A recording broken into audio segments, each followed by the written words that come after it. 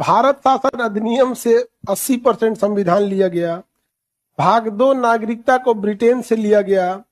मूल अधिकार भाग 3 को अमेरिका से लिया गया। नीति निर्देशक तत्व भाग 4 आयरलैंड से लिया गया। तो अंबेडकर साहब को जनक क्यों कहा जाता है? ये बमनी का क्वेश्चन है। जब इसलिए कहा जाता है कि जो बाकी था सब तो वो लायक नहीं था सब।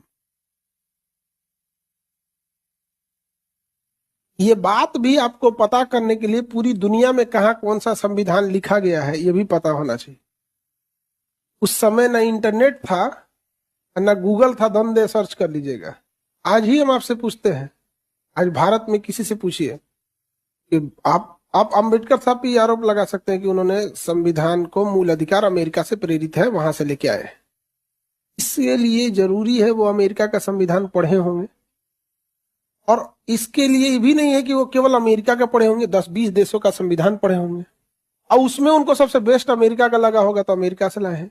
और इतना ही नहीं, जो अमेरिका का ठीक था वो अमेरिका से लाए थे। आर्टिकल 14 को देखिए, विधि के समक्ष समानता, ब्रिटेन से भी लेके आएंगे नहीं लाए।